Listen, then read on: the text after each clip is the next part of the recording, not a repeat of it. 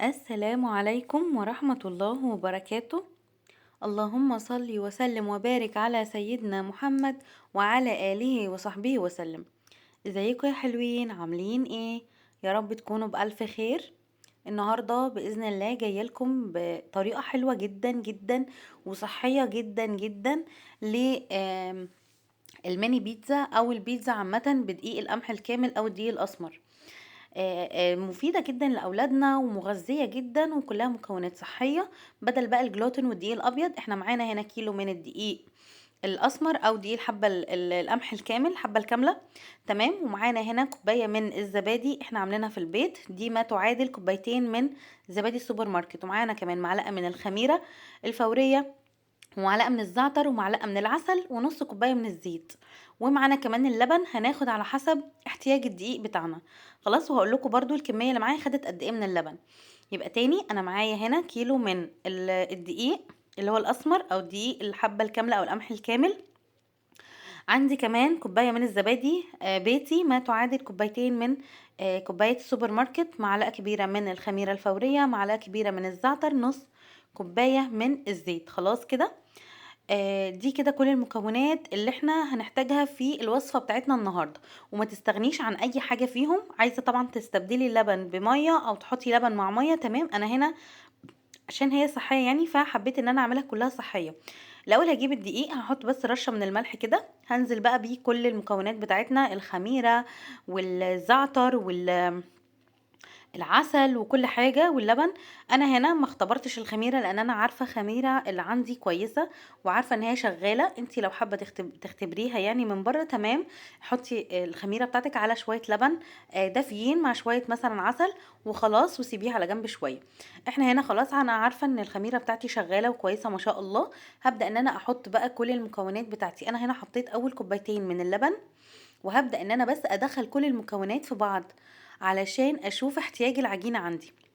معلومة بس كده، ان الدقيق الاسمر ده بيشرب سوائل كتير. بمعنى ان مثلا كمية المادة السائلة اللي انت هتحطيها على الكيلو دقيق الاسمر لا بيبقى اكتر بكتير من اللي انت ممكن تحطيه على الدقيق الابيض.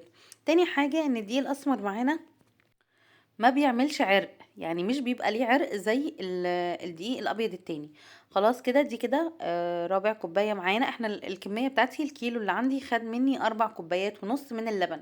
وزي ما احنا اتفقنا، ممكن تحطيهم كلهم لبن، ممكن تحطيهم كلهم ميه، ممكن تعملي ميكس ما بين اللبن والميه. لكن انا النهارده حبيت ان هي تبقى كلها يعني يلا صحي فصحي في صحي، ونعملها كلها بمكونات صحية، يعني زبادي ولبن ودقيق قمح كامل علشان لانش بوكس الاولاد، وعلشان اي حد عنده حساسية جلوتين، عنده مقاومة انسولين، عنده سكر، اي حاجة من الحاجات دي يقدروا ان هم يتغلبوا على الكلام ده. خلاص كده.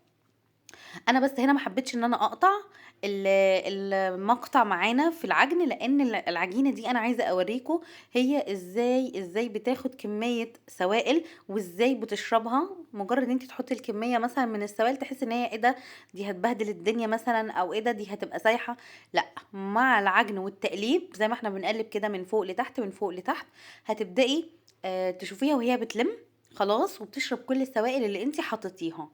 يعني دي مختلفة خالص عن الدقيق الأبيض. والعجينة دي علشان تديكي في الآخر قوام حلو وتديكي في الآخر طعم جميل وعجينة تبقى فعلا ناجحة، لازم تعجنيها عجن كتير جدا. يعني أنا بس سايبه لكم مدة العجن كاملة علشان تشوفي بالظبط احنا عجننا وقت قد ايه. هي بتاخد حوالي 10 دقايق، تمام. عجن متواصل سواء بعجان او بالايد، بالظبط زي ما احنا بنعمل. يعني شوفوا دي خلاص، هي هنا مثلا كانت وصلت للقوام المناسب، ولكن انا بقى عندي ربع كوبايه لبن فضفتها، وبرده العجينه ما شاء الله هتشربها وهتبقى ممتازه جدا جدا. اللهم بارك. كتر العجن في الدقيق الاسمر يا جماعه هو اللي بيديكوا في الاخر الهشاشان والنعومه بتاعه العجينه في الاخر والطعم الجميل جدا. دي بس معلومات لازم نقولها، وانا عشان كده اصريت ان انتوا تشوفوا طريقه العجن وازاي تقلبوها وازاي هي العجينه بتبقى قوامها في ايدكم عامل ازاي. خلاص. وتاني بكرر اهو، هي بتبقى مختلفه خالص عن الدقيق الابيض. دي ملهاش عرق، مش ان انتي تشديها فتلاقيها مطت معاكي، تمام. دي سهله تتقطع بسهوله، ولكن هي في الاخر النتيجة بتاعتها بجد خطيرة. هنا خلاص لمينا العجينة، لازم تكون بتلزق سيكة كده. وبعدين هاخد بس رشة من الزيت، وهبدأ ان انا ابطط بيها العجينة او افرش بيها الزيت يعني على وش العجينة، علشان لما اسيبها تخمر على جنب ما تعملش مني طبقة كده ناشفة. هنا بعد مرور ساعة من تخمير العجينة ما شاء الله نفشت جدا وقبت جدا، ده علشان انا عارفة ان الخميرة بتاعتي كويسة. مجرد ما خدت معلقة كبيرة منها عملت لي الجمال ده كله، اللهم بارك. انا بوريكم ان هي خمرانة.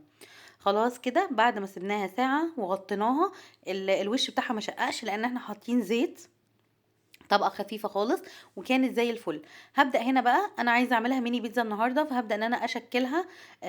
الكورة الواحدة حوالي 70 ل 80 جرام على حسب ما انت عايزاها اصغر. تمام، انا كنت حابة حجمها يبقى كبير، بحيث ان احنا لو حطينا مثلا للطفل في اللانش بوكس 2 منها مع مثلا شوية خضار وفاكهة، خلاص كده تبقى اكلة جميلة وممتازة يعني.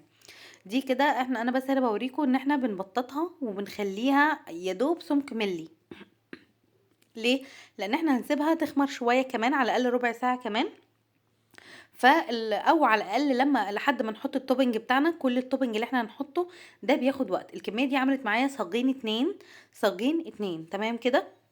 هبدا ان انا بقى بعد ما فردت كل الكميه، هبدا ان انا اجيب شوكه وانغزها كده، لازم اخرمها كلها علشان اتاكد ان هي ما تبقاش معايا في الاخر قرصه. يعني ايه قرصه؟ يعني تبقى تخينه. عايزين الكب اللي هي الميني بيتزا معانا تبقى حلوه في الاخر. هنا بقى المكونات اللي احنا هنحطها على الوش، طبعا صلصه البيتزا الجميله. معايا هنا طماطمايه متقطعه سلطه كده صغيره، وحطيت عليها رشه ملح ورشه فلفل ورشه مرقه فوريه. بعد كده زيتون متقطع شويه كده من الجبنه الرومي كانت باقيه عندي، وكام قرن فلفل كده. انا دبلتهم في شويه سمنه بس عشان انا مش بحب احس بطعمه صاحي. وكان معايا برضو 3 صوابع من السجق كده، وقطعتين من اللانشون. قطعناهم كلهم، وبرده اديت لهم تشويحه كده على نار. وبس كده كده خلاص. وطبعا الجبنه الموتزاريلا الاساسي خلاص كده. هي دي اساسها اصلا بيتزا مارجريتا يعني، او بيتزا خضار. انا هنا لو هتلاحظوا دلوقتي على ما حطيت الصلصه وفرشتها، كانت الميني بيتزا عليت معانا شويه. تمام، يعني انتي اول ما تفردي، انتي خلاص على طول اشتغلي فيها، ابدأي ان انتي حطي التوبنج وكده. على ما تخلصي الوقت هتلاقي عدى مثلا حوالي تلت ساعة ولا حاجة، فهتلاقي ان العجينة ظبطت معاكي ووصلت للحجم المطلوب يعني من التخمير تاني. انا هنا بوريكم الفلفل، بجد جربوا حته ان انتوا تشوحوه في حته سمنه بلدي يدبل شويه، هيبقى احلى واطعم بكتير جدا جدا جدا، وانتي بتاكليه في قطمه الميني بيتزا. خلاص كده. هنا بس بوريكم ان احنا اول ما حطينا الصلصه، وبعد كده نزلنا على طول بالطماطم والفلفل، وبعد كده هنزل بالشويه السجق الصغيرين اللي كانوا عندي. هحط بس كده ايه قطعه قطعه على كل واحده. دي على فكره اكله اقتصاديه جدا جدا جدا. تمام، واي توبنج بتحطيه هي بتستقبله. بس بعدين هنا نحط خلاص الجبنه الموتزاريلا بتاعتنا، فرشنا كل الجبنه الموتزاريلا.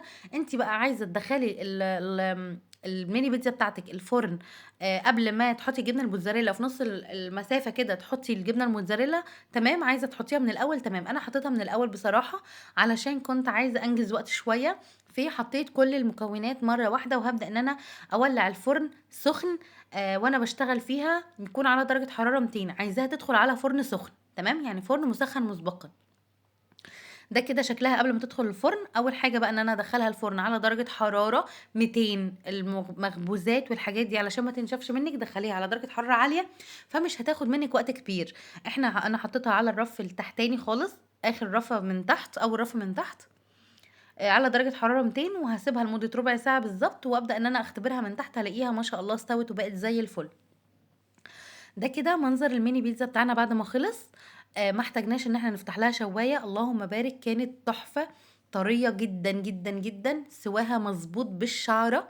شايفين من تحت، هوريكم من البيتزا من تحت كمان، خطيره خطيره بجد، اللهم بارك، تسويتها جميله جدا جدا جدا. اهم حاجه درجه حراره الفرن تبقى عاليه، فتخلي المخبوزات عندك تستوي بسرعه من غير ما تنشف.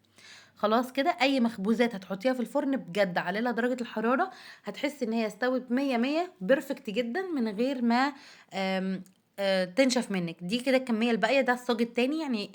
الكميه الاولانيه دي تعتبر كانت صاج الا ربع، عشان طبعا لما خلصنا وكده الولاد كلوا بالف هنا وشفا. فده قلت بقى، شوفوا من جوه عامله ازاي، بجد والله العظيم. يعني حرام بجد ان احنا بنأذي اولادنا وبنأذي نفسنا يعني بالدقيق الابيض. بجد إحنا فايتنا كتير أوي، أوي، أوي من الدقيق الأسمر ده، خطير اللهم بارك، تحفة، تحفة، تحفة، تحفة، وطعم طعامة رهيبة. أشوفكم إن شاء الله على خير في فيديو جديد، ومع السلامة.